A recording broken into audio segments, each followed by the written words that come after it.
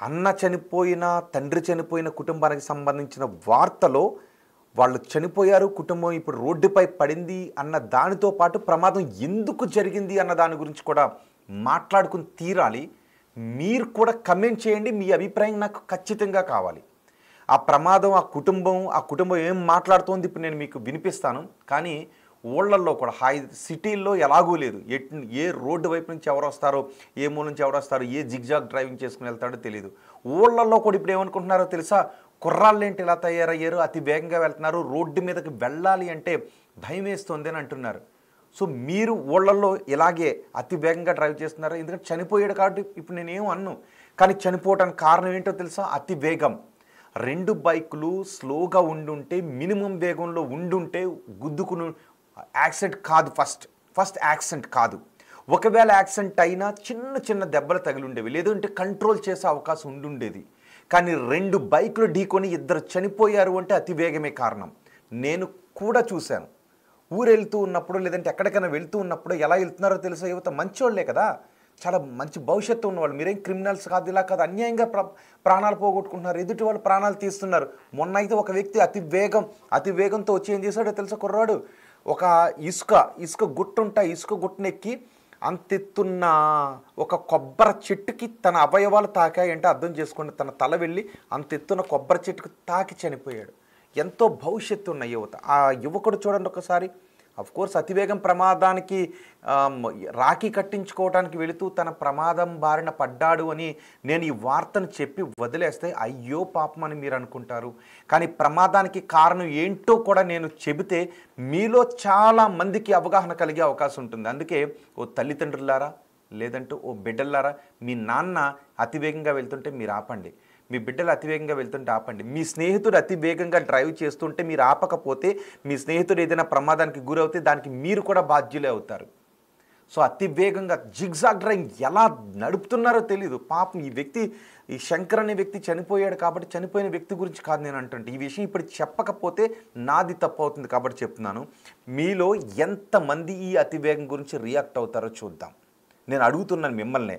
అతి వేగంగా వెళుతున్న బండిని, బైక్ మీద వెళుతున్న వాళ్ళని, నడుపుతున్న వాళ్ళని అవసరమైతే ఆపండి, తప్పేం లేదు. ఆపి బాబు స్లోగా వెళ్ళు, నెమ్మదిగా వెళ్ళు, లేదు అంటే అని నివారించండి, తప్పేం కాదు. ఒకవేళ అలా నివారించకపోతే వాళ్ళు చనిపోయే అవకాశం ఉంటుంది, ప్రమాదం బారిన పడి, లేదంటే ఎదుటి వాళ్ళు చనిపోయే ప్రమాదం కూడా ఉంటుంది. ఇక్కడ తూర్పుగోదావరి జిల్లాలో జరిగిన అత్యంత దారుణమైన ఘటన. చెల్లెలు అన్నయ్య అని పిలిచే ఒక దూరపు బంధువు ఆమె రాఖీ కడతాను అంటే ఆమె చెల్లెల చేత రాఖీ కట్టించుకోవడానికి బయలుదేరి వెళ్ళాడు. చెల్లెలతో రాఖీ కట్టించుకోవడానికి హడావుడిగా బయలుదేరి వెళ్ళాడు. అదే సమయంలో ఎదురుగా వస్తున్న ఇంకొక బైక్ అతన్ని ఢీ కొట్టిన ఘటనలో శంకర్ అక్కడే చనిపోయాడు. ఇంకొక వ్యక్తి పేరు సువర్ణరాజు తీవ్రంగా గాయపడటంతో అతన్ని ఆసుపత్రిలో చేర్చారు. చికిత్స పొందుతూ సువర్ణరాజు చనిపోయాడు. బైక్ గుద్దిన చోట వెంటనే శంకర్ చనిపోయాడు అనే వార్త విని ఆ తండ్రి చనిపోయాడు. మరి దీనికి కారణం ఏంటి? కేవలం రాఖీ కట్టించుకోవటానికి వెళుతున్న ఘటనలో చోటు చేసుకున్న ప్రమాదం కాదు, అతి వేగమే ఈ ప్రమాదానికి కారణం. నేను ఇంతవరకు చూశాను, ఒక్కరు కూడా కమెంట్ చేయలేదు. అంటే అతి వేగం కారణంగా ప్రమాదాలకు చనిపోతున్నారనే వార్త చాలామందికి అవసరం. మీరు ఎంతవరకు రియాక్ట్ అవుతారు నేను చూస్తాను. దేవుడు మంచివాడు కాదు, ఇంత కీడు అన్న దేవుడు కాదమ్మా, దేవుడికి సంబంధం లేదు. ఎవరు అతి వేగంగా వెళ్తున్న వాళ్ళే. శంకర్ చనిపోయాడు, కానీ శంకర్ కొంచెం నెమ్మదిగా వెళ్ళుంటే బాగుండేది. ఆ సువర్ణరాజు వాళ్ళ కుటుంబం గురించి కూడా మాట్లాడుకోవాలి. సువర్ణరాజు కూడా కొంచెం స్లోగా నెమ్మదిగా వచ్చి ఉంటే ఇద్దరు బతుకుండేవారు, ఇద్దరు కుటుంబాలు ఇప్పుడు నవ్వుతూ ఉండేవి.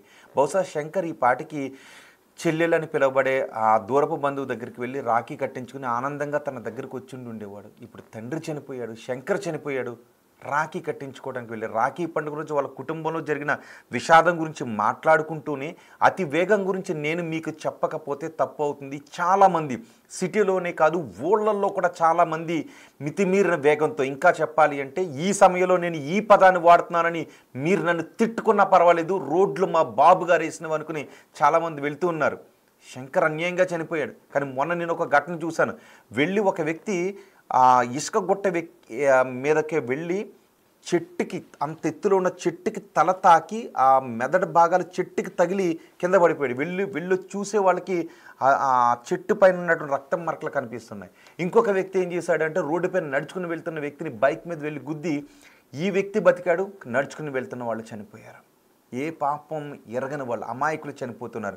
అందుకే అడుగుతున్నాను, ఈ శంకర్ చనిపోయిన ఘటన గురించి మీరే అతి వేగంపై మీరు కమెంట్ చేయండి. నిజానికి రిప్ అని కమెంట్ చేయరు. శంకర్ చనిపోయాడు, తండ్రి చనిపోయాడు. ఒక్క కుటుంబంలో ఒక ప్రమాదం, ఒక నిర్లక్ష్యం కారణంగా జరిగిన ప్రమాదం ఒక కుటుంబంలో ఇద్దరిని తీసుకెళ్ళిపోయింది. తండ్రి కొడుకుల్ని ఇద్దరిని తీసుకువెళ్ళిపోయింది. మరో కుటుంబంలో ఇంకొక బిడ్డను తీసుకెళ్ళిపోయింది, సువర్ణరాజును.